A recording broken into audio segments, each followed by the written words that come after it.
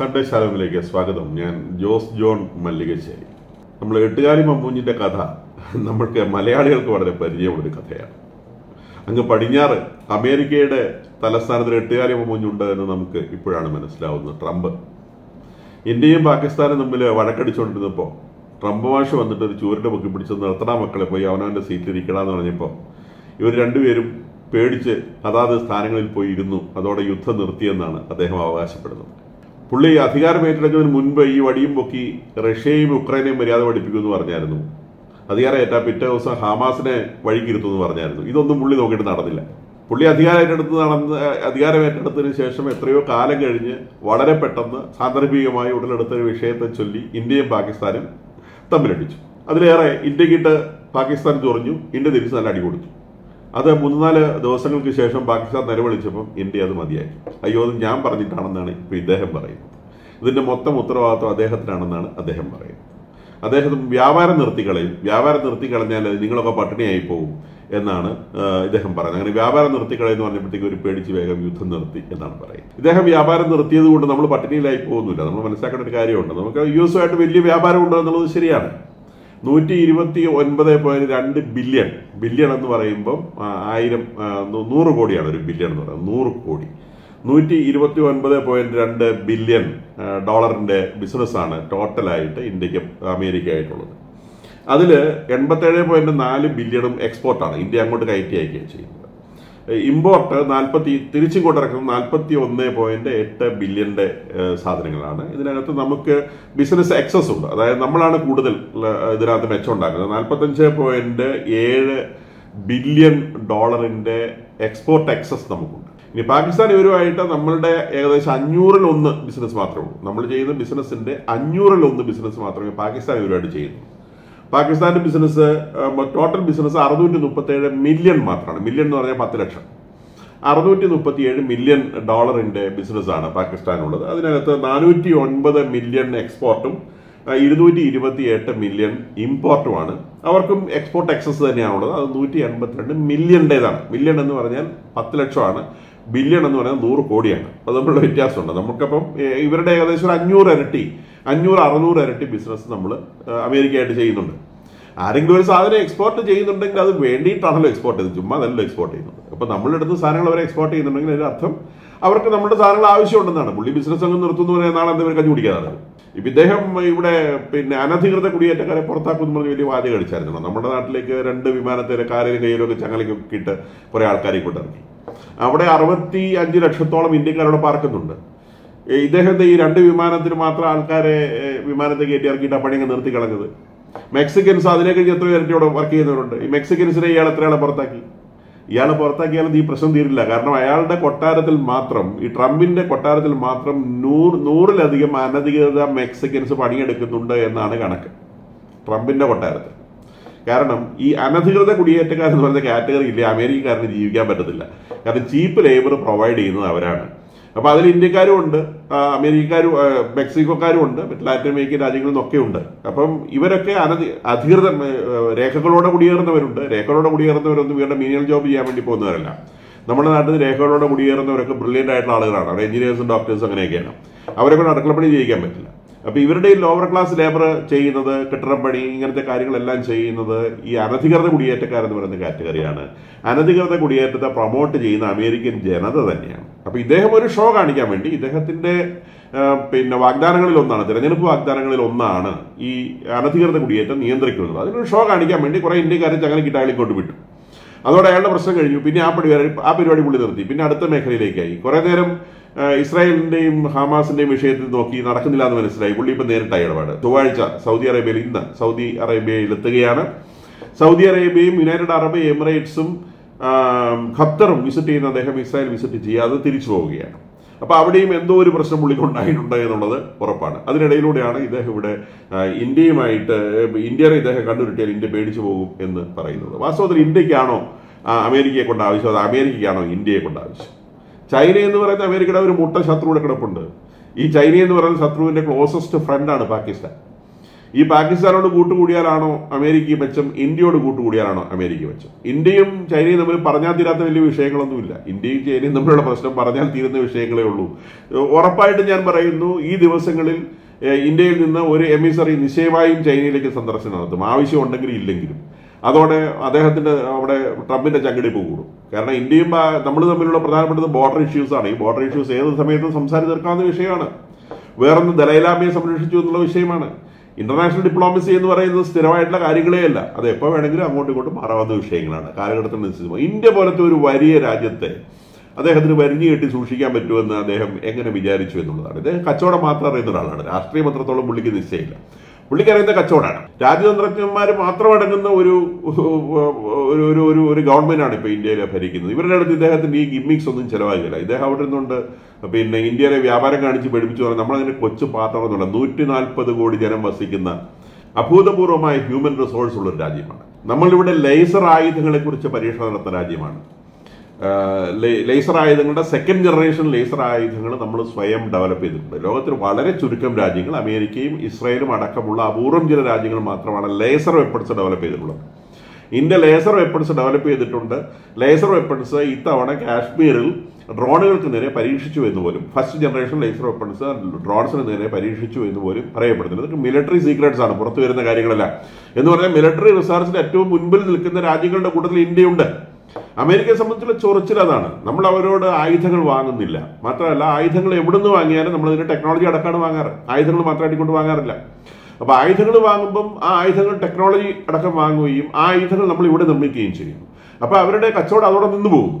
അതുകൊണ്ട് തന്നെ ഇന്ത്യക്ക് ആയുധങ്ങൾ വിൽക്കാൻ അമേരിക്കയ്ക്ക് താല്പര്യമില്ല. കാരണം അവർ ടെക്നോളജി ട്രാൻസ്ഫർ ചെയ്യാൻ ഉദ്ദേശിക്കുന്നില്ല. ഇസ്രായേലിന് ആയുധം വിൽക്കുമ്പോഴും F-35 മുഴുവൻ ടെക്നോളജി അവർ ഇസ്രായേൽ ട്രാൻസ്ഫർ ചെയ്തിട്ടില്ല. ഇസ്രായേൽ മോഡിഫൈ ചെയ്യുക ചെയ്യുന്നത്, വിമാനങ്ങളെ മോഡിഫൈ ചെയ്ത് അവരുടെ യൂസിന് പറ്റത്തക്ക രീതിയിൽ അവർ അതിനെ മോഡിഫൈ എടുക്കുകയും ചെയ്യും. അപ്പൊ ഇവർ ടെക്നോളജി ട്രാൻസ്ഫർ ചെയ്യാത്ത സ്ഥലങ്ങളിൽ നമ്മൾ ആയുധങ്ങൾ വാങ്ങാറില്ല. ഇവിടെ S-400 എന്ന് പറയുന്ന റഷ്യയുടെ ആന്റി മിസൈൽ സിസ്റ്റം ഇവിടേക്ക് വന്നപ്പോലും പാർഷ്യൽ ടെക്നോളജി ട്രാൻസ്ഫറോടെയാണ് വന്നിട്ടുള്ളത്. ലോകത്തിലെ ഏറ്റവും ഉന്നതമായ ആന്റി മിസൈൽ സിസ്റ്റമാണ് S-400. ഇസ്രായേലിന്റെ ആന്റി മിസൈൽ സിസ്റ്റത്തെക്കാൾ മേന്മയുള്ളത് എന്ന് തെളിയിക്കപ്പെട്ട മിസൈൽ സിസ്റ്റമാണ്. പക്ഷെ ആ മിസൈൽ സിസ്റ്റം ഇസ്രായേൽ ഇറാനിൽ പോയിട്ട് നശിപ്പിച്ചു എന്നുള്ളത് ശരിയാണ്. അതിന്റെ കാരണം മിസൈൽ കൊണ്ടുവന്നാൽ പറയുന്നത് ഉപയോഗിക്കാൻ അറിയണം. അത് ഉപയോഗിക്കാൻ അറിയാത്തതിന് സാധനം കൊടുത്തിട്ട് കാര്യമില്ല. അപ്പം അവരെ സംബന്ധിച്ച് അവർക്കത് ഉപയോഗിക്കാൻ അറിയാമായിരുന്നു. ഇന്ത്യക്ക് അത് വളരെ ഇഫക്റ്റീവായിട്ട് ഉപയോഗിക്കാൻ അറിയാമായിരുന്നു. അതുകൊണ്ടാണ് പാകിസ്ഥാന് നമ്മളുടെ വേലികൾ ഭേദിച്ച് അകത്തോട്ട് കിടക്കാൻ പറ്റാതെ പോയത്. അപ്പൊ ഇത്തരം കാര്യങ്ങൾ വരുമ്പോൾ അമേരിക്കയെ സംബന്ധിച്ച് വല്ലാത്ത പ്രയാസമുണ്ട്. നമ്മൾ റഷ്യയിൽ നിന്ന് ആയുധം വാങ്ങുന്നു, ഫ്രാൻസിൽ നിന്ന് ആയുധം വാങ്ങുന്നു, അമേരിക്കയിൽ നിന്ന് വാങ്ങുന്നില്ല. അപ്പൊ ഈ ഒരു അവസരത്തിൽ ഇദ്ദേഹം അവിടെ നിന്നുകൊണ്ടൊരു ഗോൾ അടിക്കുകയാണ്. ഞാൻ പറഞ്ഞിട്ടായി ഇദ്ദേഹത്തിന് ഇതിനകത്ത് അമേരിക്ക ഇടപെട്ടിട്ടുണ്ട് എന്നുള്ളത് ഉറപ്പാണ്. പക്ഷെ അമേരിക്ക ഇടപെട്ടത് കൊണ്ടല്ല ഈ പ്രശ്നം തീർന്നത് പാകിസ്ഥാൻ കരഞ്ഞതുകൊണ്ടും നമ്മളുടെ ലക്ഷ്യങ്ങൾ നമ്മൾ നേടിയത് കൊണ്ടുമാണ്. നമുക്ക് വളരെ പരിമിതമായ ലക്ഷ്യങ്ങൾ ഉണ്ടായിരുന്നുള്ളൂ. ഇന്ത്യ യുദ്ധം ചെയ്യുന്നുണ്ടായിരുന്നില്ല, ഇന്ത്യ പ്രതിരോധിക്കുക മാത്രമാണ് ചെയ്തുകൊണ്ടിരുന്നത്. ഇങ്ങോട്ട് കിട്ടുന്ന അടിക്ക് തിരിച്ചൊരടി മാത്രം. അവർ നമ്മുടെ നാട്ടിലുള്ള ആളുകളെ കൊന്നു, പകരം നമ്മൾ ഭീകര കേന്ദ്രങ്ങൾ തകർത്തു. അവർ നമ്മുടെ അതിർത്തി ഭേദിച്ച് ഇങ്ങോട്ട് വന്നു, പകരം നമ്മൾ അവരുടെ അതിർത്തിക്കുള്ളിൽ മിസൈലുകൾ അയച്ച ഒരു വിമാനത്താവളങ്ങളും സ്ട്രാറ്റജിക് പൊസിഷൻസ് തകർന്നു. നമ്മൾ ഒരിക്കലും ആളുകളെ ലക്ഷ്യം വെച്ചിട്ടില്ല. ഇങ്ങോട്ട് ചെയ്തതിന് മാത്രം മറുപടി ഇന്ത്യ ഏത് പോയിന്റിലും യുദ്ധം നിർത്താൻ തയ്യാറായിരുന്നു. പാകിസ്ഥാൻ നിർത്തിയാൽ മതി, നമ്മൾ നിർത്തും. പാകിസ്ഥാൻ പക്ഷെ നിർത്തുന്നു എന്ന് പറയാൻ ഒരു മീഡിയേറ്ററുടെ ആവശ്യമുണ്ടായിരുന്നു. ആ മീഡിയേറ്ററായിട്ട് അമേരിക്ക വന്നിട്ടുണ്ടാവാം, നമ്മളെ വിളിച്ചിട്ടുണ്ടാവാം. നമ്മൾ പറഞ്ഞു അങ്ങനെ പല വഴിക്കുള്ള കരച്ചിൽ വരില്ല, നേരെ വിളിച്ച് കരഞ്ഞാൽ മതി എന്ന് പറഞ്ഞു. അങ്ങനെയാണ് അവരുടെ മിലിറ്ററിയുടെ ഡയറക്ടർ ജനറൽ ഓഫ് ഓപ്പറേഷൻസ് നമ്മളെ വിളിച്ച് നേരെ വിളിച്ചത്, പ്ലീസ് സ്റ്റോപ്പ്. ഓക്കെ, ഇത്രയും ഉള്ളതിനകത്ത് കാര്യം. അപ്പൊ ട്രംപ് ബായി പറയുന്നത് ഞാനത് നിർത്തിയെന്നുള്ളതാണ്. അപ്പൊ ഇദ്ദേഹം മിഡിൽ ഈസ്റ്റിൽ ചെയ്യുന്നതും ഇത്തരം കാര്യങ്ങളൊക്കെ തന്നെയാണ്. ഇദ്ദേഹത്തിന് ഒരു കൺസിസ്റ്റൻസി ഇല്ല എന്താ ചെയ്യുന്നുള്ളതിനെ സംബന്ധിച്ച്. ഇപ്പൊ ഇസ്രായേലിന്റെ വിഷയത്തിൽ അദ്ദേഹം ഇടപെടുന്നു. ഇപ്പം അദ്ദേഹത്തിന് വളരെ പ്രധാനപ്പെട്ടത് ബിസിനസ്സാണ്. അപ്പൊ ഈ പറയുന്ന സൗദി അറേബ്യയും യുണൈറ്റഡ് അറബ് എമിറേറ്റ്സും ഖത്തറും ഒക്കെ എക്സ്ട്രീംലി റിച്ച് ആയുള്ള രാജ്യങ്ങളാണ്. അപ്പൊ ഈ രാജ്യങ്ങളുമായിട്ട് അദ്ദേഹത്തിന് വലിയ സെയിൽസ് കരാറുകളിൽ ഏർപ്പെടാൻ സാധിക്കും.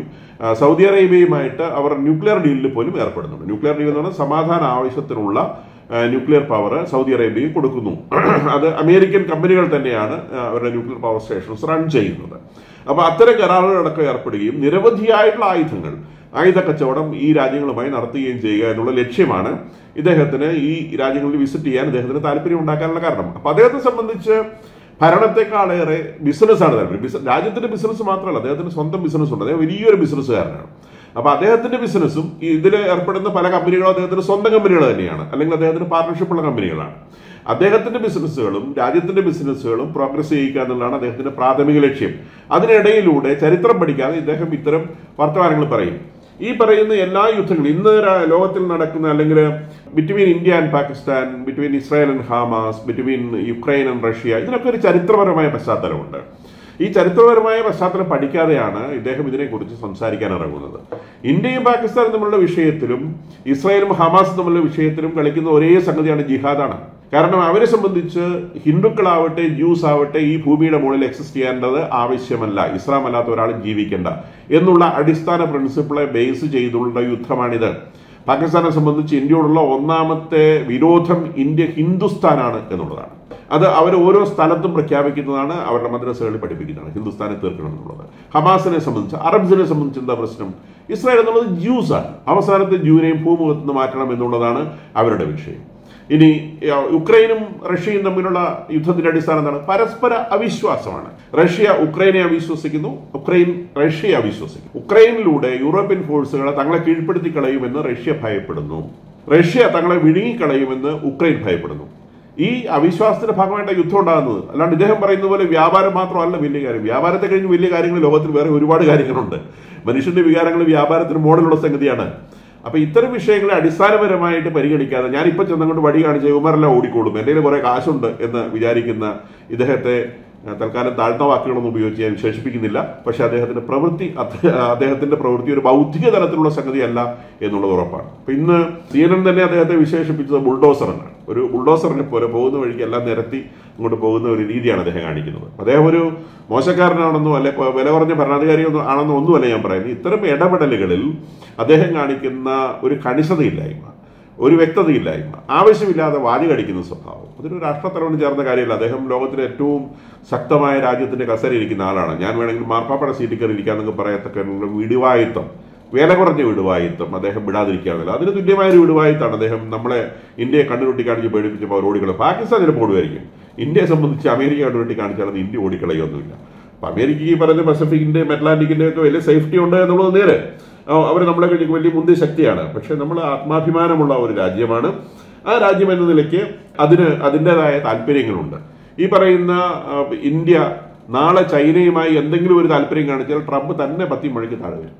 കാരണം ദക്ഷിണ ചൈന കടൽ എന്ന് വിളിക്കുന്ന പസഫിക്കും ഇന്ത്യൻ ഓഷനും തമ്മിൽ ചേരുന്ന ഒരു പോയിന്റ് ഉണ്ട്. ആ പോയിന്റിന്റെ നിയന്ത്രണം ചൈനയുടെ കയ്യിൽ പെട്ടുപോകാതിരിക്കാനാണ് ക്വാഡ് എന്ന് പറഞ്ഞൊരു സാധനം ഉണ്ടാക്കിയിട്ടുള്ളത്. ഓസ്ട്രേലിയയും ജപ്പാനും ഇന്ത്യയും അമേരിക്കയാണ് അതിനകത്തുള്ളത്. അപ്പൊ ആ ക്വാഡിനകത്ത് ഏറ്റവും പ്രമുഖമായിട്ടുള്ള അംഗം എന്ന നിലയിൽ ഇന്ത്യയോട് കുറച്ചും കൂടെ മാന്യത കാണിക്കേണ്ടത് ഇദ്ദേഹത്തിന്റെ ഉത്തരവാദിത്തമാണ് എന്ന് ഞാൻ വിചാരിക്കും. ഇത്തരം കാര്യങ്ങൾ സംസാരിക്കുന്ന സമയത്ത് ഞാൻ ഇടപെട്ടിട്ട് പ്രശ്നം തീർത്തതെന്ന് പാകിസ്ഥാനിന് 3:30 മണിക്ക് പാകിസ്ഥാന്റെ ഡയറക്ടർ ജനറൽ ഓഫ് ഓപ്പറേഷൻസ് നമ്മളെ വിളിക്കുന്നു. 4:30 മണിക്ക് പാകിസ്ഥാൻ അവരോട് താങ്ക്സ് പറയുന്നു, അമേരിക്കയോട് താങ്ക്സ് പറയുന്നു. 5:30 മണിക്ക് അമേരിക്ക പറഞ്ഞു ഞങ്ങളെ പ്രശ്നം തീർത്തെന്ന് പറയുന്നു. ഇന്ത്യ 6 മണിക്കേ പ്രശ്നം തീർത്തിട്ടുള്ളൂ. വെടി നിർത്തണോ വേണ്ടത് ഇന്ത്യ തീരുമാനിച്ച 6 മണിക്കാണ്. അമേരിക്ക തീരുമാനിച്ച സമയത്തല്ല ഇന്ത്യ തീരുമാനിച്ചത്. ഇന്ത്യ തീരുമാനിച്ച 6 മണി കഴിഞ്ഞിട്ടാണ്. പാകിസ്ഥാനാണ് പറഞ്ഞത് ഇവിടെ താങ്ക്സ് പറഞ്ഞതൊക്കെ പാകിസ്ഥാനാണ്. നമ്മളാരോടും താങ്ക്സും പറഞ്ഞിട്ടില്ല, നമ്മളാരോടും വെടി നിർത്താൻ സംബന്ധിച്ചില്ല. പാകിസ്ഥാൻ നമ്മളോട് കരഞ്ഞതിനെ സംബന്ധിച്ച് നമ്മൾ ആലോചിച്ചുകൊണ്ടിരിക്കുമ്പോൾ തന്നെ അമേരിക്ക പറഞ്ഞു വെടിനിർത്തൽ കരാറായിട്ടുണ്ട്, അത് ഞങ്ങളാ ചെയ്തത് എന്ന് അമേരിക്ക പറഞ്ഞു. അപ്പൊ അത് അവര് പറഞ്ഞതുകൊണ്ട് നമ്മളത് ചെയ്യാതിരിക്കേണ്ട കാര്യമില്ല. നമ്മളെ സംബന്ധിച്ച് അത് വെടിനിർത്തൽ കരാർ ഏർപ്പെടണമോ വേണ്ടയോ എന്നുള്ളതാണ്. തീർച്ചയായിട്ടും വെടിനിർത്തൽ കരാറാണ് ഏറ്റവും സ്യൂട്ടബിൾ ആയിട്ടുള്ള കാര്യമായിട്ട് നടന്നിരുന്നത്. ഇനി ഈ പറയുന്ന ഇസ്രായേലിനെ സംബന്ധിച്ചാണെങ്കിലും ഇസ്രായേലിൽ നെതന്യാഹു എന്ന് പറയുന്നത് ഹീസ് എ വെറ്ററൻ പൊളിറ്റീഷ്യൻ. അദ്ദേഹത്തിന്റെ രാജ്യത്ത് അദ്ദേഹം പല പ്രശ്നങ്ങളും നേരിടുന്നുണ്ട് എന്നുള്ളത് നേരാണ്. രാഷ്ട്രീയപരമായ പ്രശ്നങ്ങൾ നേരിടുന്നുണ്ട്. പക്ഷേ ഒരു കാര്യം വ്യക്തമാണ്, അദ്ദേഹം ഹോസ്റ്റേജസിനേക്കാൾ കൂടുതൽ പ്രാധാന്യം കൊടുക്കുന്നത് ഹമാസിനെ ഇല്ലാതാക്കാനാണ്. അപ്പൊ അവിടെയാണ് ട്രംപും ഇദ്ദേഹവും തമ്മിൽ തെറ്റുന്ന വിഷയം. ട്രംപ് പറയുന്നത് ഹോസ്റ്റേജസിന് കൂടുതൽ പ്രാധാന്യം കൊടുക്കണം, ഈ ഹമാസിന്റെ വിഷയം സെക്കൻഡറി. നെതന്യാഹുവിനെ സംബന്ധിച്ച് Hamas is primary, hostages are secondary. ഇവിടെയാണ് ഇവർ തമ്മിൽ അഭിപ്രായ വ്യത്യാസം ഉണ്ടാവുന്നത്. അപ്പൊ അത് മുതലാക്കാൻ വേണ്ടിയിട്ടാണ് ഹമാസ് ഇതിലെ ഒരു അമേരിക്കൻ ഭീകരനെ വിട്ടയച്ചത്. ഇത് ഇസ്രായേലിന്റെ എക്കാലത്തെയും നയമാണ്. എൻഡബേ ഓപ്പറേഷൻ എന്താ സംഭവിച്ചത്? പാരീസിൽ നിന്ന് ടെല്ലവീവിലേക്ക് വന്നൊരു വിമാനം തട്ടിയെടുത്ത് ഉഗാണ്ടയുടെ തലസ്ഥാനത്ത് കൊണ്ടുപോയി വെച്ച സമയത്ത് അവരുടെ ഡിമാൻഡ്സ് അംഗീകരിക്കാതെ ഇസ്രായേൽ പോയിട്ട് ആ വിമാനം തിരിച്ചു പിടിച്ചു കൊണ്ടുവരാ ചെയ്തത്. പിടിച്ചുകൊണ്ട് പോകുന്ന സമയത്ത് ആ വിമാനം തിരിച്ചു കൊണ്ടുവരാൻ കഴിയുമെന്നതിനെ സംബന്ധിച്ച് വല്ല ഗ്യാരണ്ടി ഉണ്ടോ? ആ മിലിറ്ററി ഓപ്പറേഷൻ ഫെയിൽ ആവാനാണ് 99% സാധ്യത. 1% സക്സസ് റേറ്റ് അതിനുണ്ടായിരുന്നത്. ആ 1% അവർ ജയിച്ചത് ദൈവം കൂടെ ഉള്ളത് കൊണ്ടാണ്. ഒരു സാധാരണ മനുഷ്യ ഓപ്പറേഷൻ നടക്കുമായിരുന്ന ഒരു കാര്യമല്ല അവരോട് ചെയ്തുകൊണ്ടുവരുന്നത്. അവരുടെ കൂടെ ദൈവം നിന്നതുകൊണ്ടാണ്, വാഗ്ദാന ഭൂമിയിലെ ജനമായതുകൊണ്ടാണ് അവർക്ക് ചെയ്യാൻ കഴിഞ്ഞത്. പക്ഷെ അപ്പോഴും അവർ രാജ്യത്തിന്റെ സുരക്ഷയ്ക്കാണ്, രാജ്യത്തിനാണ് പ്രാധാന്യം കൊടുത്തത്, ഹോസ്റ്റേജസിനല്ല. ഇപ്പോഴും അവർ ചെയ്യുന്നത് അത് തന്നെയാണ്. ഹോസ്റ്റേജസിനല്ല പ്രാധാന്യം, രാജ്യത്തിനാണ് പ്രാധാന്യം. നാളെയും രാജ്യം സുരക്ഷിതമായി നിൽക്കണം. അതിനുവേണ്ടി ഹോസ്റ്റേജസ് ബലിയാടുകളായാൽ പോലും ആളുകളെ വെച്ചുകൊണ്ട്, ആളുകളെ പിടിച്ചു വെച്ചുകൊണ്ട് വിലപേശി, ഇസ്ലാമിക ഭീകരവാദികൾ ആളുകളെ പിടിച്ചു വെച്ച് വിലപേശി രാജ്യത്തിന്റെ നേരെ തോക്ക് ചൂണ്ടരുത്. ഇത് തന്നെയാണ് ഇന്ത്യയും പറഞ്ഞത്. നിങ്ങൾ ഇസ്ലാമിക ഭീകരവാദം പറഞ്ഞുകൊണ്ട് ബോംബ് കാണിച്ച് പേടിപ്പിച്ച് ഞങ്ങൾക്ക് വില പറയുന്നത് തിരിച്ച് ഞങ്ങൾ പണി തരും. അമേരിക്ക പറഞ്ഞാലും നമ്മൾ കേൾക്കില്ല.